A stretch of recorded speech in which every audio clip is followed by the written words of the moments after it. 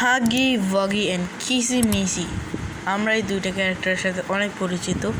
এই দুইটা ক্যারেক্টার আমাদের পপি প্লে টাইমের বেস্ট ক্যারেক্টারগুলোর ভিতর একটা এবং স্ট্রংগেস্ট ক্যারেক্টারগুলোর ভিতরও আসে। সো এই ক্যারেক্টারগুলো আমাদের অনেক হেল্প করতে পারে পপি প্লে টাইমের মেন ভিলেন প্রোটোটাইপকে মারার জন্য। আমরা জানি প্রোটোটাইপ অনেক বেশি স্ট্রং, এমনকি সে পর্যন্ত যেই এক্সপেরিমেন্ট বা যেই মনস্টারই তার কথা মানেনি সে সেই মনস্টারের সাথেই অত্যাচার করেছে, সেই মনস্টারকে ধরে পিটিয়েছে। তো আমরা দেখেছিলাম চ্যাপ্টার 3-র ভিতর আমাদের মেন দুটি ক্যারেক্টার কিসিমিসি এবং হাগি ওয়াগি ডেথ হয়ে যায়। বাট আসলে কি তাদের ডেথ এখনও হয়নি, তার কি আসলেই বেঁচে আছে? সো এটার অনেক স্ট্রং একটা প্রুফ আমার কাছে রয়েছে। সো এখন আমি একটা ফ্যানমেড গেম প্লের ক্লিপ ব্যবহার করতেছি। যাই হোক, ক্রেডিট দিয়ে দিচ্ছি, কপিরাইট দিয়ে না প্লিজ। ছোট ইউটিউবার স্ট্রাইক খেলে কি হবে? আমরা মেন থিওরিতে যাই। সো এটা আমার প্রথম পপি প্লে টাইমের বানানো ভিডিও। সো প্লিজ তোমরা ভিডিওতে লাইক সাবস্ক্রাইব করো। যদি এই ভিডিওতে বেশি ভিউজ আসে তাহলে আমরা এরপরে পপি প্লে টাইমের অনেক থিওরি বানাবো। আর আমার কাছে অনেক পপি প্লে টাইমের অনেক থিওরি আছে, সেগুলো আমি তোমাদের সাথে শেয়ার করবো। ওকে, সো হাগিবাগি এবং কিসিমিসি দুজনে অনেক বেশি পাওয়ারফুল দুটো ক্যারেক্টার ছিল।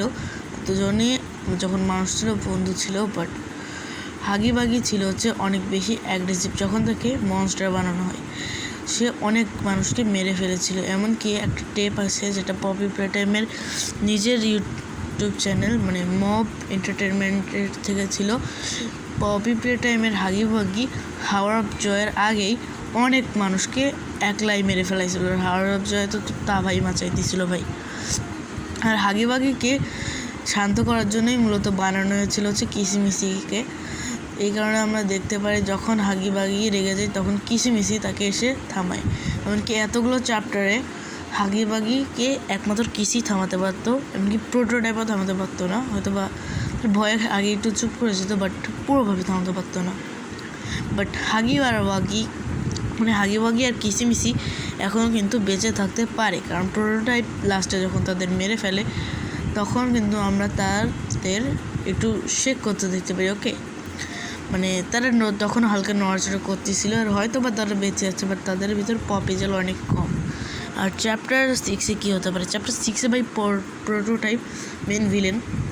সো ও অনেক বেশি স্ট্রং ভাই, অনেক বেশি স্ট্রং। হাগি আর কিসির মতো দুটো স্ট্রং ক্যারেক্টারে একলা যে মেরে দিতে পারে সে তো উইক হবে না, সে অনেক স্ট্রং ক্যারেক্টারই হবে।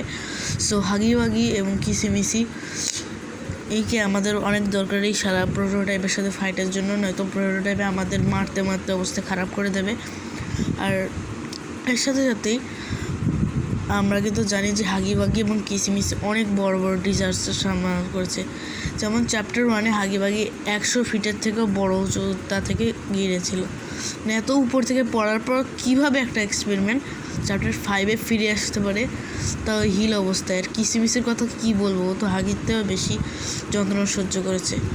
3-তে অ্যাটাক হয়েছে এবং 4-এ তো ভাই পুরো বোম ব্লাস্ট সার্ভাইভ করে গেছে, ওর হাতও ঠিক হয়নি।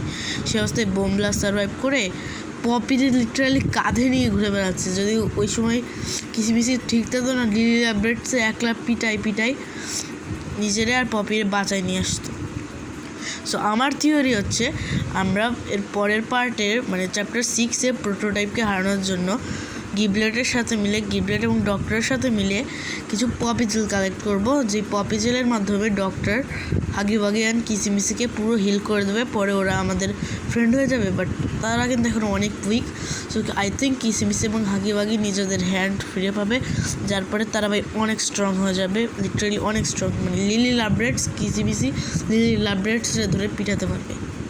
তো বুঝতেই পারছো এখন কত স্ট্রং। তো আজকের ভিডিওটা আমি এই পর্যন্ত রাখছি। ভালো লাগলে প্লিজ একটা লাইক এবং সাবস্ক্রাইব করো। নিউ ইউটিউবার পপি প্লে টাইমের ভিডিও ছাড়তেছি, যদি ভালো লাগে তাহলে লাইক সাবস্ক্রাইব করো। তাহলে এরপরে আরও ক্রেজি থিওরি বানাবো। Bye bye.